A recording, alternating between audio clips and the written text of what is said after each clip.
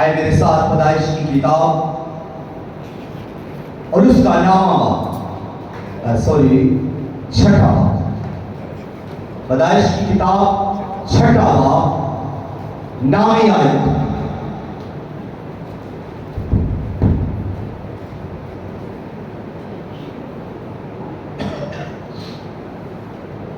छठा बाब नामी आयत से खुदा के बेमिसाल लासानी कुदरत वाले कलाम में से हम अपनी हदायत और रहनुमाई के लिए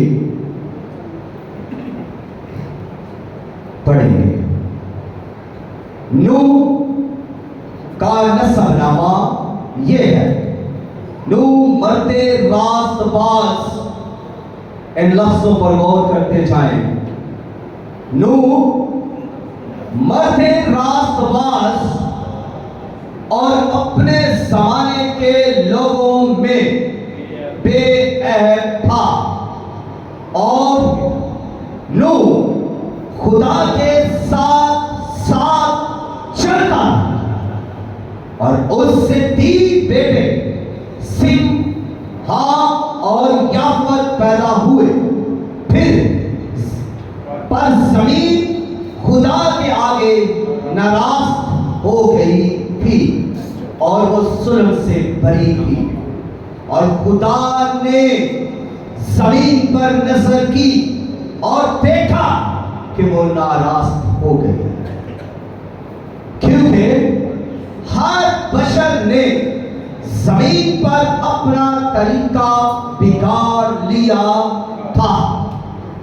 और खुदा ने नूह से कहा कि तमाम बशर का खात्मा मेरे सामने आ पहुंचा है, क्योंकि उनके सबब से जमीन जुल्म से भर गई। सो देख, मैं जमीन समेत उनको हिलाक करूंगा। तो गोबर की लकड़ी की एक कश्ती अपने लिए बना, उस कश्ती में कोठड़ियां तैयार करना और उसके अंदर और बाहर राल लगाना, और ऐसा करना कि कश्ती की लंबाई 300 हाथ और चौड़ाई 50 हाथ और उसकी ऊंचाई 30 हाथ हो। और उस कश्ती में एक रोशनदान बनाना और ऊपर से हाथ पर छोड़कर उसे खत्म कर देना, और उस कश्ती का दरवाजा उसके पहलू में रखना और उसमें 3 दर्जे बनाना, निचला, दूसरा और तीसरा। और देख, मैं खुद जमीन पर पानी का तूफान लाने वाला हूं, ताकि हर बशर को जिसमें जिंदगी का दम है दुनिया से हलाक कर डालूं, और सब जो जमीन पर हैं मर जाएंगे। खुदावन के कलाम के पढ़े, सुने और कबूल किए जाने पर खुदावन की तारीफ और शुक्रगुजारी हो। सब कहें आमीन। जी, मज़मून है तू तहफ़्फ़ुज़ की कश्ती में आ। तू इस बोलिए आवाज के साथ, ईमानदारी से बोले कि आप सामने बोला है, हाथ बुलंद करके बोले, तू तहफ़्फ़ुज़ की कश्ती में आ। जी, थैंक यू सो मच, खुदा बरकत दे। यही इसका मज़मून है। जब घर में आ जाते हैं खुदा के, तो फिर बाकी एक्टिविटीज छोड़कर मेहरबानी से हाथ, क्योंकि मेरे पर बहुत सारे इल्जाम आते हैं, हाथ जोड़कर कह रहा हूं कि जब आप यहां आ जाते हैं फिर खुदा के कलाम पर, खुदा की इबादत पर, खुदा की अकीदत पर तवज्जो करें। बस इसके आगे कुछ नहीं है। सच्चे दिल से अगर हम यहां बैठे तो घंटे इबादत है तो बड़ा कुछ हम खुदा से ले सकते हैं और खुदा हम पर रहम भी कर सकता है। हम दुख उठाते रहते हैं लेकिन खुदा की अकीदत में खालिस नहीं। हम बीमारियों के साथ जीना पसंद करते हैं मगर खुदा की खालिस इबादत करना पसंद नहीं करते। हम धोखे पसंद करेंगे लेकिन खालिस इबादत करना पसंद नहीं करेंगे। हम धोखे देना पसंद करेंगे लेकिन हम खालिस इबादत करना पसंद नहीं करेंगे। तो फिर से मेहरबानी कि जब आप यहाँ पर आ जाते हैं तो आंखें बंद रखा करें। जब वक्त आंखें बंद करने का है तो आंखें बंद, जब आंखें खोलने का वक्त है तो आंखें खोले। इधर उधर देखने की जरूरत नहीं। 2 घंटे सिर्फ और सिर्फ आप खुदा को देते हैं और इन 2 घंटों की ही मैं बात करता हूं। आपकी बाकी जिंदगी में आप क्या करते हैं मुझे कोई सरोकार नहीं कि आप क्या कर रहे हैं। मैं आपको नहीं कहूंगा कि आप कहां जा रहे हैं, क्या कर रहे हैं, वो आपकी अपनी पर्सनल लाइफ है। यहां पर भी आपकी पर्सनल लाइफ है लेकिन मैं यहां इसलिए इंटरफेयर कर रहा हूं कि मैं यहां पर खुदा के कालम की हैसियत से आपसे इन्वॉल्व होता हूं, आपसे बात करता हूं। तो मुझे सिर्फ आपके 2 घंटे चाहिए, खालिस नीयत के साथ 2 घंटे मुझे चाहिए। 5 लोगों को मेरी बातों का बहुत गुस्सा लगता है तो मुझे इसकी कोई परवाह नहीं। जी, सबसे पहले मुकद्दस नूह का तारीफ, मुकद्दस नूह का तारीफ। वो कैसी पर्सनालिटी थे, वो कैसी पर्सनालिटी थे, वो कैसी शख्सियत के मालिक थे, वो किस तरह से चलते थे। मुकद्दस नूह की बात कर रहा हूं, मैं किसी पढ़े लिखे बिजनेसमैन की बात नहीं कर रहा। मैं बात कर रहा हूं खुदा के पैगंबर की, जो नबी है, जो खुदा का चुना है, जिसने खुदा को चुना और अलग किया और जिससे खुदा ने अपना दिल शेयर किया। मैं उसकी बात कर रहा हूं। मैं किसी भी मौत में शख्स की बात नहीं कर रहा। मैं खुदा के बंदा नूह की बात कर रहा हूं। बोले हालेलुया, मुंह खुलने चाहिए, बोले हालेलुया। वो शख्स जिससे खुदा ने बातें की, वो कैसा शख्स था? रास्तबाज शख्स था, बेऐब शख्स था। इसलिए उसने खुदा ने उसे चुना। कमाल की खूबियां हैं। तो नूह चुगलियां नहीं करता था, नूह हसद नहीं करता था, नूह मुहब्बत नहीं करता था, नूह बगावत नहीं करता था। नूह के अंदर क्वालिटीज थी, खूबियां थी। वफादार नूह, फरमाबरदार नूह और खुदा की इबादत करने वाला, खुदा के पैगाम पर कान धरने वाला मुकद्दस नूह, जिसको खुदा ने चुना, खिदमत दी, पैगाम दिया, कलाम दिया।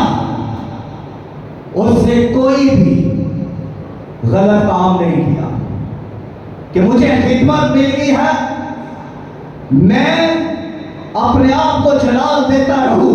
मेरा काम देखो, मैंने ये कर लिया, मेरा काम देखो, मैंने ये कर लिया, मैंने ये कर दिया, मैं हूं और यीशु मैं हूं।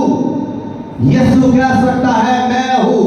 यहां हर शख्स खुद को यही कह रहा है, मैं हूं, मैं कुछ हूं। अरे आप कुछ नहीं है, यीशु सब कुछ है। मान ले।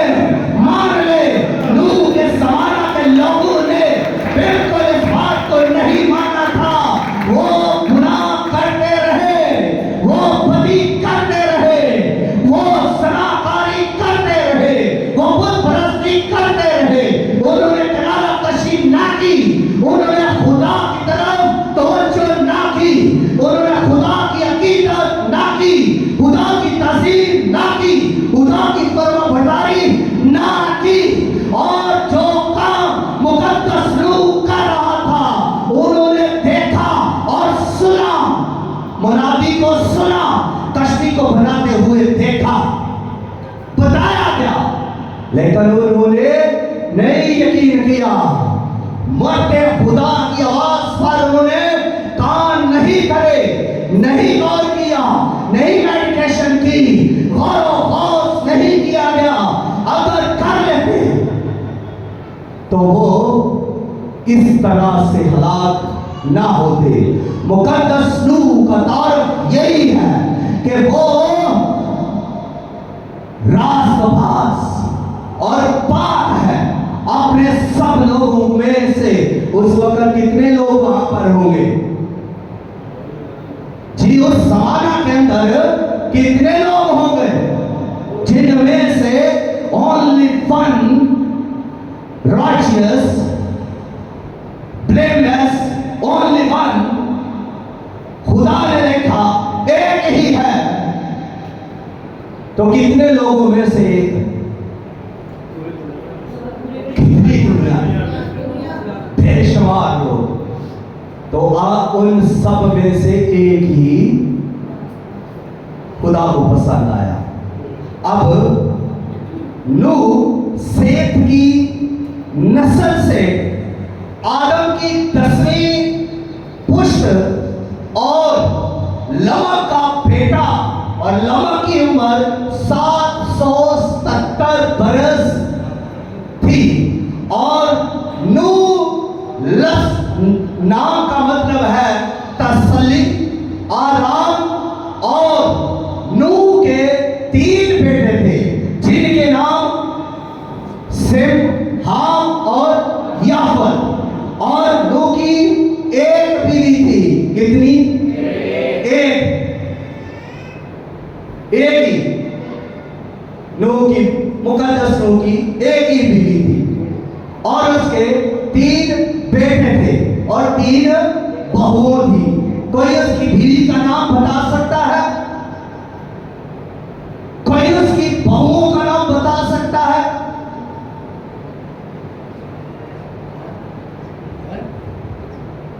बाइबल मुकद्दस के अंदर नहीं लिखा इस वक्त, इसलिए कोई नहीं बता सकता। आगे बढ़ते हैं। और नूह का पेशा क्या था? बागबानी, तरखान, कारपेंटर।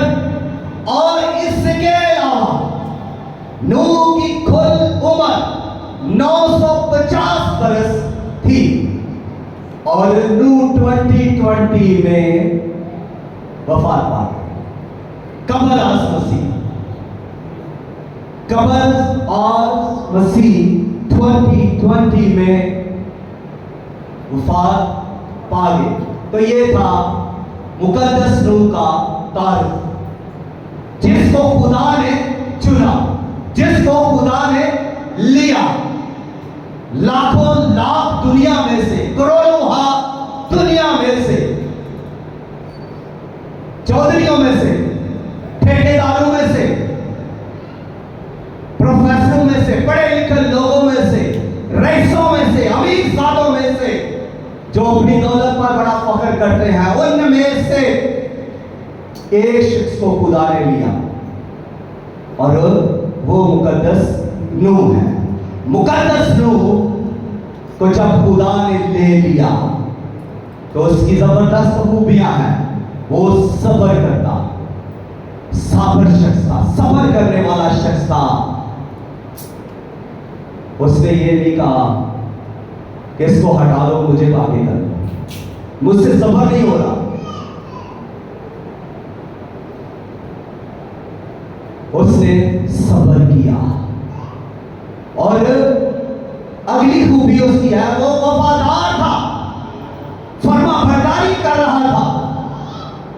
और खुदा जब उसकी ये बात, वो सब कुछ देख रहा है, तो खुदा उससे कितना खुश होता होगा, खुदा उससे कितना ज्यादा प्यार करता होगा।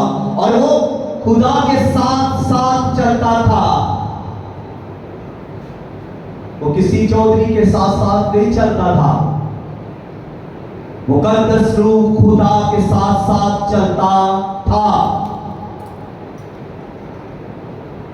और जो खुदा के साथ साथ चलता है वो ब्लेस है, वो बाबरकत है। और ऐसा कभी हो नहीं सकता कि खुदा उसे बरकत ना दे। जो खुदा के साथ साथ चलता है, ऐसा कभी हो नहीं सकता कि खुदा उसे महफूज ना करे।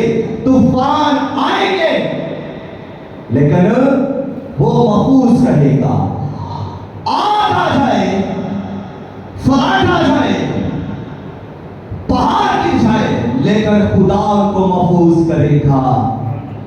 बाइबल मुकद्दस मिसालों से भरी पड़ी है, इसलिए मुकद्दस रूह खुदा के साथ साथ चलता था। और अब थोड़ा सा टर्न लो खुदा की तरफ। ये तो मैं अभी मुकद्दस रूह की बातें कर रहा था, अगर मैं खुदा की तरफ टर्न लूं तो खुदा, आसमानी खुदा, जमीन और आसमान को बनाने वाला जिंदा खुदा, जो अर्शे मौला पर, जो आसमानों के आसमान पर तख्त नशीन है, जो मोहब्बत से, रहमत से मामूर है, जो कुदरत में बेमिसाल लासानी लाफानी खुदा, जो पाक और कदूसियों में रहता, फरिश्ते सराफील चारों जानदार और बजुर्ग उसकी सिताइश हमद करते, वहां पर फकीर की राशि ही राशि है।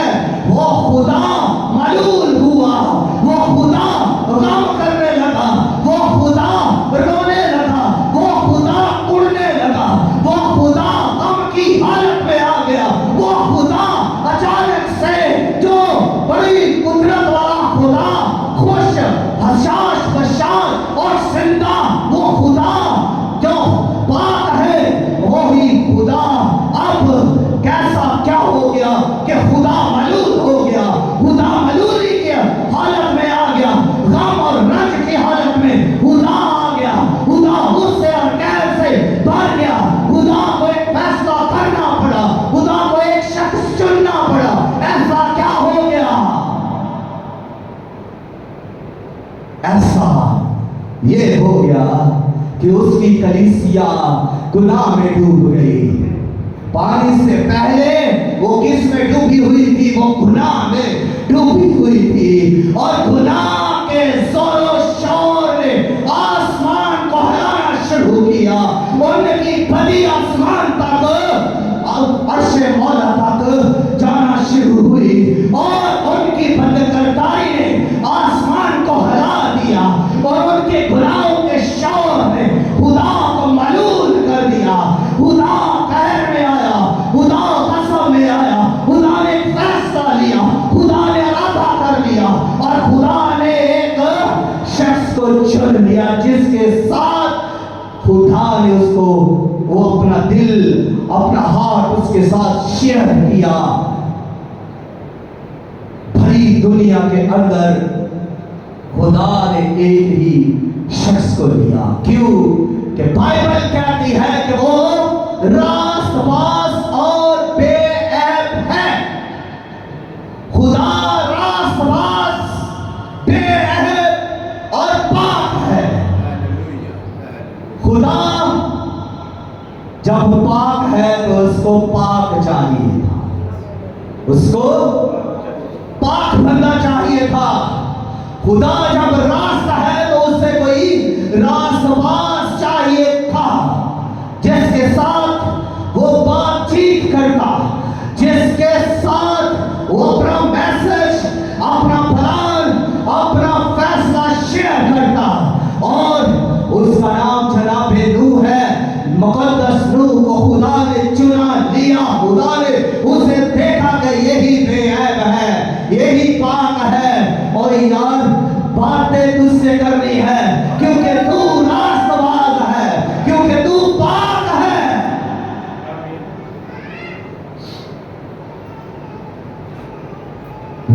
कश्ती की बातें रास्तबाजों से, और ईमान की बातें ईमानदारों से, दिल की बातें दिलदारों से की जाती है। तो इसलिए खुदा ने मुकद्दस रूह की पाकीज़गी को देखा, रास्ती को देखा, ईमान को देखा, तब खुदा ने अपना प्लान उसके साथ शेयर किया। खुदा ने कहा मुकद्दस रूह से कि मैं इस दुनिया को, सारी दुनिया को गर्क कर दूंगा, मैं बारिश बरसाऊंगा। खुद लफ्ज जो यहां पर जबरदस्त नुमाइंदगी खुदा की कर रहा, खुदा जोर दे रहा है, खुदा कह रहा है उसको कि मैं खुद इस जमीन पर बारिश बरसाऊंगा।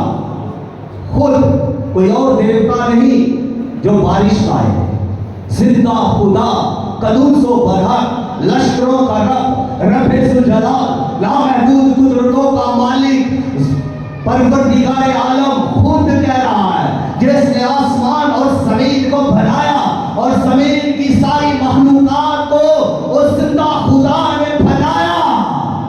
अब वही खुदा इस सारी कायनात के लोगों को, जानवरों को, दरख्तों को, परिंदों को, चरिंदों को, दरिंदों को और पौधों को, सबको खुदा नबूद करने वाला है।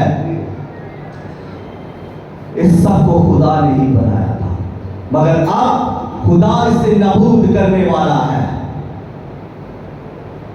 फैसला खुदा ने कर लिया है और इस फैसले को एक शख्स के साथ शेयर कर दिया कि अब तू कश्ती बना, अब तू कश्ती बना। और कश्ती की लंबाई दे दी गई, चौड़ाई दे दी गई, लंबाई दे दी गई और मटीरियल भी दे दिया गया, गोबर की लकड़ी। 300 हाथ उसकी लंबाई हो और 50 हाथ उसकी चौड़ाई हो और 30 हाथ उसकी मुट्ठी। तो ये हाथ का मतलब क्या है?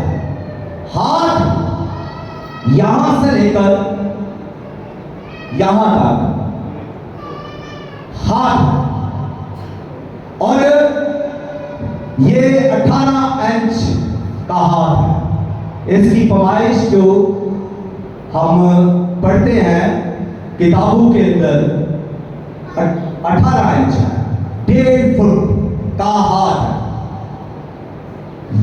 और जब खुदा ने नूह को ये पैमाइश दे दी गई कि कश्ती बनाओ, अब मुकद्दस नूह कश्ती बना रहा है। अब मुकद्दस नूह का काम शुरू हो गया। अब एक तरफ मुकद्दस नूह लोगों को बता रहा है कि तूफान आने वाला है, मींह बरसेगा, दुनिया गर्क हो जाएगी। लोगों को मुकद्दस नूह पैगाम दे रहा है और दूसरी तरफ मुकद्दस नूह जाकर कश्ती बना रहा है, लकड़ी लेने के लिए जा रहा है, वो लकड़ी को काट रहा है, ला रहा है, कश्ती तैयार कर रहा है। एक तरफ मनाती हो रही है, एक तरफ कश्ती तैयार हो रही है, एक तरफ पैमाइश के मुताबिक कश्ती तैयार हो रही है, एक तरफ गांव जाकर, शहर शहर जाकर मुनादी की जा रही है, खुदा का पैगाम दिया जा रहा है। एक तरफ कश्ती बनाई जा रही है और लकड़ियां काटी जा रही है पैमाइश के मुताबिक। एक इस तरफ भी मेहनत वाला काम है और इस तरफ दूसरी तरफ भी बड़ा मेहनत वाला काम है, पैगाम देना जा जा कर लोगों को। एक तरफ मुकद्दस नूह जब कश्ती बनाने की लकड़ी को तलाश करके दूर दूर से वो लकड़ी ला रहा है, तो दूसरी तरफ लोगों को जा जा कर यही कह रहा है, किसी बुराई के अड्डे पर, किसी शराब के अड्डे पर, किसी जनाकारी के अड्डे पर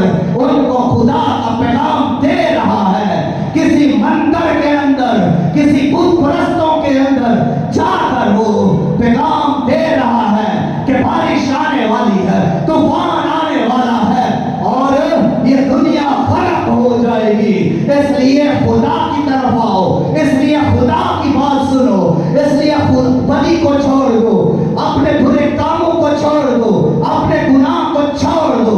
खुदा अदालत करेगा, खुदा नबूद कर देगा, खुदा बर्बाद कर देगा और खुदा जबरदस्त खुदा अदालत करने वाला है। मनाती हो रही है, कश्ती तैयार हो रही है, दोनों काम सेम बराबर हो रहे हैं। अगर मनाती करता रहता तो कश्ती रह जाती, अगर कश्ती तैयार करता रहता तो मनाती रह जाती। दोनों रेल की पटरी की तरह दोनों कट्ठी जा रही है। मनाती और कश्ती का तमीर करना, दोनों का लेवल एक है, दोनों में बराबरियत है, दोनों सेम प्रोसेस के अंदर है। नूह ने कोई भी काम छोड़ा नहीं है। यीशु ने कहा लाजम था कि तुम ये भी कर दे और वो भी ना छोड़ दे, दोनों काम करने हैं। नूह दोनों काम कर रहा था, मनाती भी कर रहा था और साथ साथ वो कश्ती भी बना रहा था।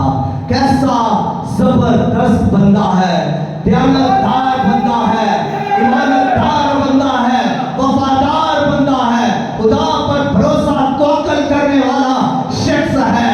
वो एक दिन भी मिस नहीं कर रहा और वो लगातार ये काम कर रहा है। उसको 120 साल लगे मनाती करने में, 120 साल ही उसे लगे कश्ती बनाने में। इतना लंबा अरसा वो ये दोनों काम करता रहा। कुछ हमारे जैसे लोग थे जो बड़े धनाव चालाक और होशियार थे। बाबा जी कश्ती नहीं बनी, 50 साल गुजर गए हैं। दूसरी तरफ हाँ जी बाबा जी उनके 70 साल भी गुजर गए हैं, कश्ती नहीं बनी, बारिश भी कोई नहीं आई, बारिश का तो कोई टुकड़ा नहीं आया। बाबा जी कितने गया तो पैगाम? बाबा जी हमें कश्ती बनाई जा रहे हो। बड़े धनाढ्य लोग थे, वो ठट्ठू में उड़ा रहे हैं, मर्दे खुदा को मजाक कर रहे हैं, ठट्ठू में उड़ा रहे हैं, मर्दे खुदा के खिलाफ बातें कर रहे हैं। बड़े अच्छे लोग थे वो,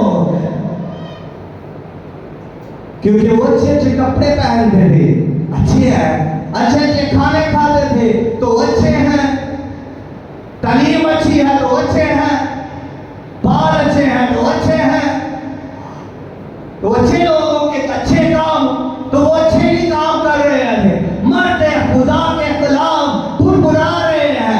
ऐ बंदा पागल हो गया,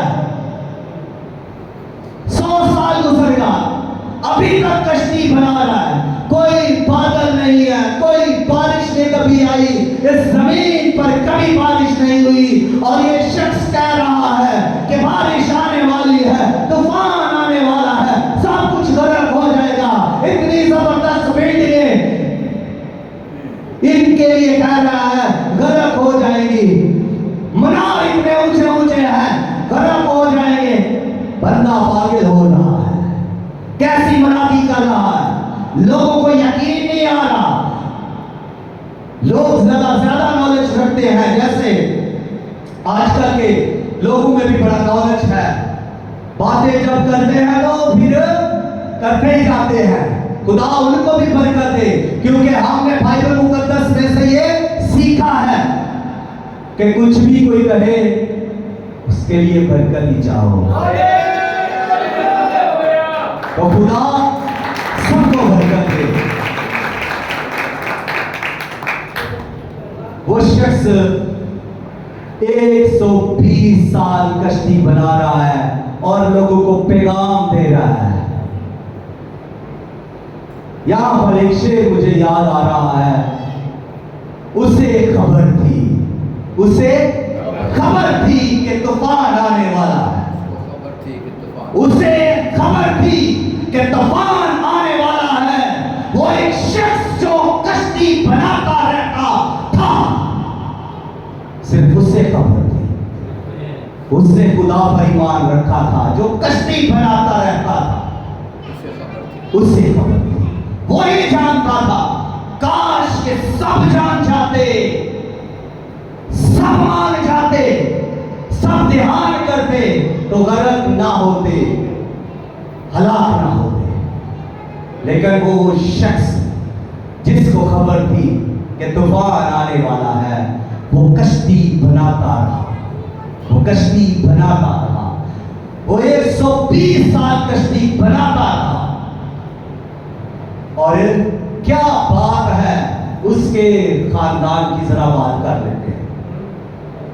उसकी बीवी की क्या बात है, जिसका नाम तक बाइबल में नहीं लिखा। वो कितनी वफादार बीवी थी, वो कितनी ताबेदार बीवी थी। मुकद्दस नूह की बीवी की बात कर रहा हूं, कितनी अच्छी बीवी थी, जिसने ये अपने शौहर से सुना कि बारिश आने वाली है, तूफान आने वाला है, खुदा ने पैगाम दिया है, तो इसलिए ये कश्ती बना रहा है, कश्ती बनाने का हुक्म दिया गया है, तो ये कश्ती बना रहा है। अब वो अकेला कश्ती नहीं बना रहा, तो उसकी बीवी भी तो उसका साथ दे रही होगी। हाँ जी, जो लकड़ियां काटी थी मुकद्दस नूह ने, वो बीवी भी तो उठाकर ला रही होगी। ले साहेब कश्ती बनाए। कैसी वफादार बीवी थी, जिसने एक बार भी नहीं पूछा कि बादल नहीं आए, हम कश्ती इतने सालों से बना रहे हैं, एक बार भी बारिश नहीं हुई, थोड़ी सी भी नहीं हुई, हम कई सालों से कश्ती बना रहे हैं। साहब जी, आज की बीवियां तो सवाल ही बड़े करते हैं। तोबा, गुस्सा तो नहीं किया? तो वो मुकद्दस नूह की बीवी थी, वो मर्दे खुदा की बीवी थी ना, तो वो उसके साथ मिलकर काम कर रही है। वो लकड़ियां उठानी पड़ रही है, ला रही है, और फिर थोड़ी सी और बात कर लेते हैं उसके बच्चों की, लड़कों की। उसके 3 बेटे थे, उनकी भी क्या बात है, फरमा बरदार बच्चे, वफादार बच्चे थे, लड़के थे, तीनों लड़के, लड़की नहीं थी उनकी, तीनों लड़के थे। तो वो लड़के भी तो अपने बाप की मदद कर रहे होंगे, लकड़ियां काटने में, लकड़ियां लाने में, लकड़ियां उठाने में, लकड़ियां जोड़ने में, अपने बाप के साथ कश्ती बनाने में बाप की मदद कर रहे थे वफादारी से। वो भी तो ताबेदार थे, वो भी नहीं पूछ रहे पास्टर साहब अब पिछली तो है गल कही थी तो ही क्यों नहीं, वो भी ये पूछ रहे थे। ये नहीं पूछ रहे थे कि अब्बा जी हम कश्ती बना रहे हैं, तूफान नहीं आया।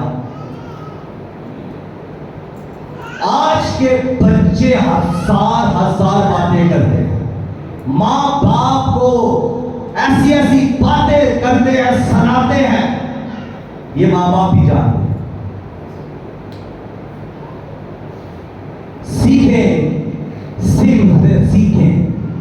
हाम से सीखें, याफत से सीखे।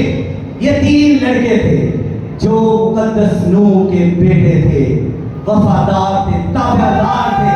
इनके लिए जरा तालियां बजा दें, और कुछ नहीं कर सकते अब हाथ ही बोले।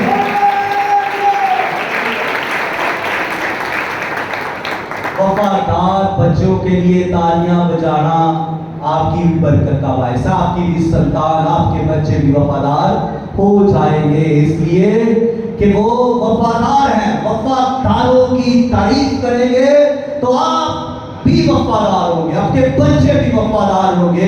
और ये मुकद्दस नूह वफादार था, इसकी तारीफ जब जब हम करेंगे खुदा को इज्जत और जलाल देंगे और खुद भी बरकत पाएंगे।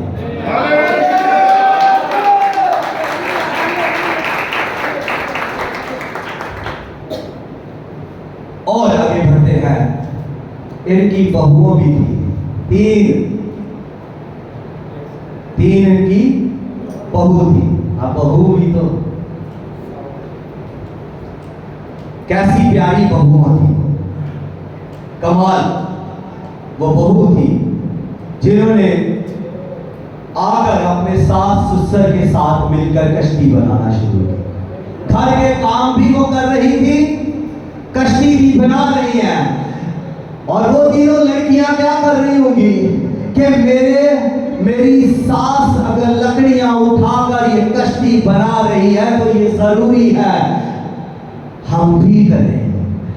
मेरा अगर ससुर ये लकड़ियां काट काट कर ये कश्ती बना रहा है तो ये जरूरी है हम भी इनके साथ करेंगे। हमारे शौहर अगर ये काम कर रहे हैं तो ये खुदा का हुक्म है तो हमें ये करना चाहिए। ऐसी प्यारी बहू अच्छी सोच की मालिक है।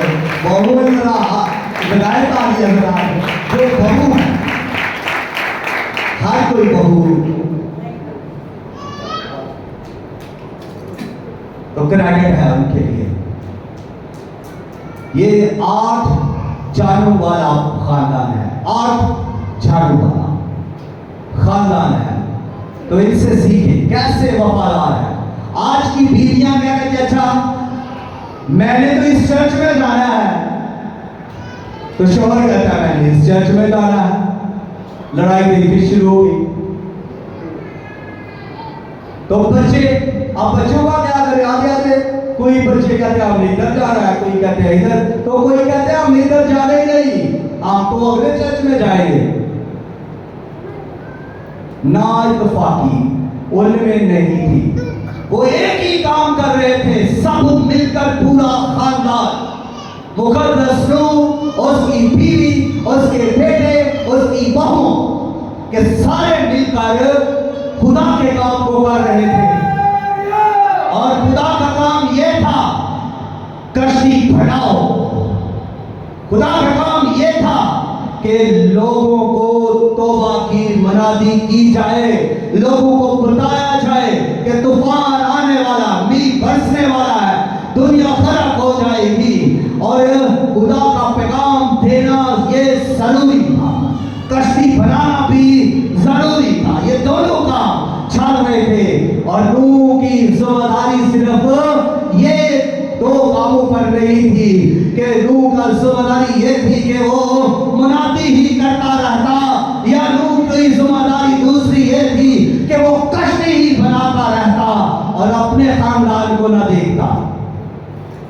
उसने इन 2 कामों के साथ साथ अपने खानदान की भी जिम्मेदारी उठाई।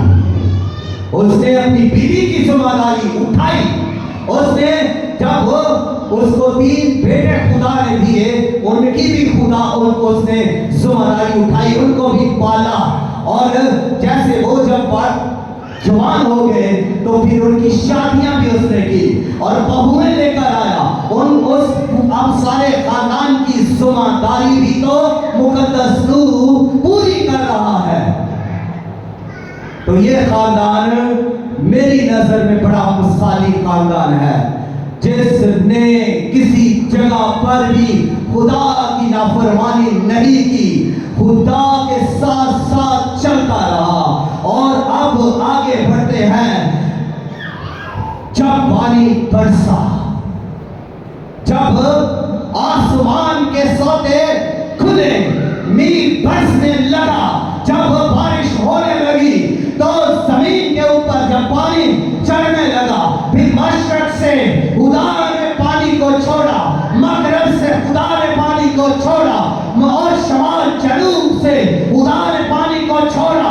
जमीन के सोते फूट निकले और आसमान से और चारों तरफ से पानी चढ़ने लगा। जमीन पर अब पानी ही पानी बढ़ने लगा, पानी उठने लगा, पानी भरने लगा। अब लोग क्या करते हैं? मुकद्दस रूह के लिए हुक्म था कि 1 हफ्ता पहले ही तू अपने खानदान के साथ पानी कश्ती के अंदर आ जा। और मुकद्दस रूह ने फरमाबरदारी करते हुए अपने सभी सभी खानदान को लेकर जानवरों को जिस जिसका खुदा ने उसे हुक्म दिया लेकर कश्ती के अंदर बैठ गया और खुदा ने कश्ती का दरवाजा बंद कर दिया। किसने बंद किया? खुदा ने कश्ती का दरवाजा बंद कर दिया और बाहर पानी अब चढ़ने लगा और लोग जो सियाने थे, जो गुनाह को छोड़ते नहीं थे, जो बदी को छोड़ते नहीं थे, जो बदकारी को छोड़ते नहीं थे, जो बुत परस्ती छोड़ते नहीं थे, जो बुत बना भी रहे थे, बुत पूज भी रहे थे, जो ये सब कुछ नहीं छोड़ रहे थे, वो अब उस पानी में क्या करने लगे? अब वो पछता रहे होंगे, वो रो रहे होंगे, वो मदद के लिए पुकार रहे होंगे, लेकिन अब उनके लिए दूसरा दरवाजा भी बंद हो चुका है। पहला कश्ती का दरवाजा बंद हो चुका है, दूसरा तौबा का दरवाजा बंद हो चुका है। कोई कितना चिल्लाए, कोई कितना रोए, कोई कितना भी जो अपने आप को गिराए, खुदा को पुकारे या मुकद्दस रूह को पुकारे, अब दरवाजा नहीं खुलेगा। दरवाजा खुदा ने बंद किया है, अब देर हो चुकी है और नाउमीद लोग अब नाउमीदी में हलाक होंगे और बेईमानी में अब वो तबाह होंगे। बारिश पड़ रही है, पानी चल रहा है और पानी जब चल रहा है तो लोग अब अपने अपने छतों पर चढ़े कि आ जाते हैं, पानी यहाँ तक शायद ना आए, लेकिन पानी वहां पर भी चढ़ गया छतों पर, दूसरी बिल्डिंग पर, तीसरी बिल्डिंग पर पानी चढ़ता जा रहा है, लोग गर्म हो रहे हैं। पहली बिल्डिंग पर छत वाले लोग गर्म हो गए, दूसरी जब छत पर पानी गया तो वो भी गर्म हो गए और तीसरी बिल्डिंग पर जिनके बड़े ऊंचे ऊंचे घर थे वहां पर लोग जा चढ़े, क्या पानी यहाँ नहीं आएगा, लेकिन पानी जब वहां पर भी पहुंचा तो वो भी गर्म हो गए। वो जो कश्तियां बनाकर टापू पर जा रहे थे वो भी गर्म हो गए। पानी उठता जा रहा है, पानी बढ़ता जा रहा है, दरख्त डूबते जा रहे हैं। जो मीनारों पर चढ़े थे मीनार गिरने लगे, मीनार डूबने लगे और उस पर चढ़े हुए लोग गर्म होने लगे। और इस तरह लोग जो ऊंचाइयों पर थे, जो पहाड़ों पर थे, वो पहाड़ भी जब पानी उन पहाड़ों पर भी चढ़ने लगा, वो पहाड़ भी डूब गए और उन पर चढ़े हुए इंसान भाई हलाक हो गए, गर्म हो गए, उस पानी में नबूद हो गए। सारी दुनिया पानी के अंदर है, पहाड़ पानी के अंदर है, दरख्त पानी के अंदर है और सारे बदकार भी पानी के अंदर नाबूद हो चुके हैं, पानी के अंदर गर्क हो चुके हैं। ये था नूह के जमाने का तूफान जिसने सबको अपनी लपेट के अंदर ले लिया। कश्ती से बाहर हलाकत, तबाही, बर्बादी थी, मौत ही मौत थी कश्ती से बाहर। और कश्ती के अंदर जिंदगी थी, खुशी थी, रौनकी थी, ताजगी थी, खुराक थी। और कश्ती यीशु मसीह को प्रेजेंट करती है। हालेलुया। कश्ती यीशु मसीह को जाहिर करती है। जितने यीशु मसीह में हैं वो महफूज हैं, जितने यीशु मसीह पर ईमान रखते हैं, उसकी प्रशंसा करते हैं, उस कश्ती के अंदर है वो जिंदगी पाएंगे, बरकतें पाएंगे, वो खुशियां पाएंगे। उनके पास खुराक है, परवरदिगार वाला हाथ उन पर कायम है, उनमें खुदा की रूह की जुम्बश है जो तहफ़्फ़ुज़ की कश्ती में है। तहफ़्फ़ुज़ की कश्ती यीशु मसीह है और जो इस कश्ती से बाहर है वो बर्बाद होंगे, हलाक होंगे, तबाह होंगे। उनके लिए खुराक नहीं, उनके लिए तबाही है, मौत है। अब भी मौत की बात कर रहा हूं, उन्हें उस मौत से कोई नहीं बचा सकता, कोई। और जो कश्ती के अंदर है, तहफ़्फ़ुज़ की कश्ती में, वो सेफ है, महफूज है। और उस कश्ती की लंबाई, चौड़ाई, ऊंचाई दी गई। जो मुकद्दस नूह ने कश्ती बनाई, उसकी पैमाइश दी गई, वो एक पैमाइश के मुताबिक कश्ती तैयार की गई। लेकिन ये तहफ़्फ़ुज़ की कश्ती, इसकी कोई पैमाइश नहीं दी गई। इसमें इतनी गुंजाइश है कि सारी दुनिया इसके अंदर आ सकती है। ये तहफ़्फ़ुज़ की कश्ती सबको बुझा सकती है। इस तहफ़्फ़ुज़ की कश्ती को बनाने का मकसद, भेजने का मकसद ये है कि सारी दुनिया को बचाया जा सके। लेकिन बचेगा तो वो जो तौबा करेगा और इस तहफ़्फ़ुज़ की कश्ती में आकर बैठ जाएगा। अगर ना उम्मीद रहेंगे तो फिर ना उम्मीदी की में हलाक होगे, और अगर ईमान रखेंगे तो फिर ईमान की हालत में हमेशा की जिंदगी में दाखिल होंगे। जिस बाइबल कहती है जितने मसीह पर ईमान रखा वो उन पर अदालत का हुक्म नहीं, लेकिन जितनों ने मसीह को कबूल नहीं किया, मसीह पर ईमान नहीं रखा, उन पर अदालत का हुक्म हो चुका। ये कश्ती लामहदूद कश्ती थी, तहफ़्फ़ुज़ की कश्ती। यीशु मसीह लामहदूद कश्ती है। वो कश्ती पानी पर उठती गई और वो अरारात के पहाड़ की चोटी पर जाकर ठहर गई, जाट की वहां पर।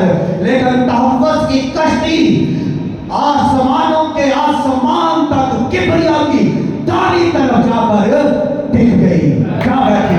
Hallelujah, hallelujah, hallelujah, hallelujah. और ऐसी बुलंदी किसी और को नसीब नहीं। ये तहफ़्फ़ुज़ की कश्ती किबरिया की तरफ मौजूद है। ये तहफ़्फ़ुज़ की कश्ती है, और जो कोई इसमें मौजूद है, सेफ हो जाता है, जो इसमें आ जाता है, ये कश्ती उसे किबरिया की दाढ़ी तरफ ले जाती है। Hallelujah, hallelujah. ये कश्ती से किबरिया की दाढ़ी तरफ ले जाती है, और ये कश्ती यीशु मसीह है। आए थोड़ी देर अपने कदमों पर खड़े हो। खुदावंद इस कलाम के वसीला से आपको कसरत के साथ बरकत दे, आमीन। और अपनी आंखें बंद करके खुदावंद पर तवज्जो कीजिए, खुदावंद पर ध्यान कीजिए, खुदावंद पर आंखें बंद करें।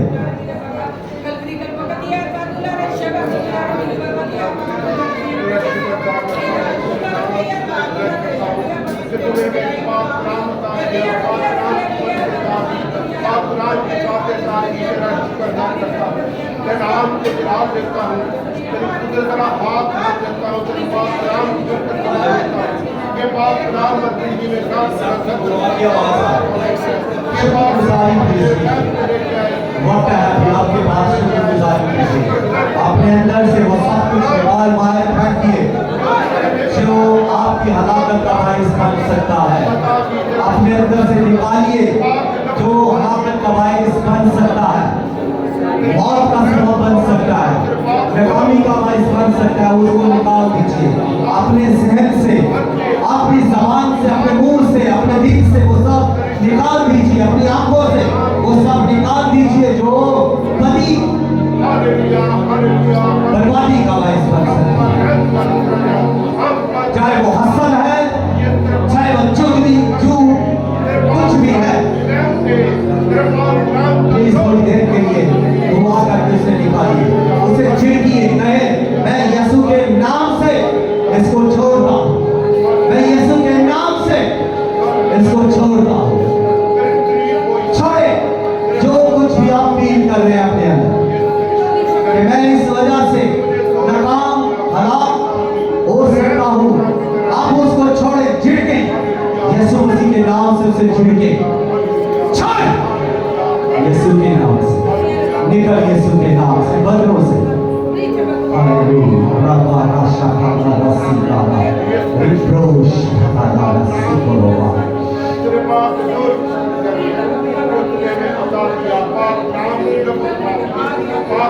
सुबह के साथ बादशाह का मजा पा दिया हमें वक्त बता दिया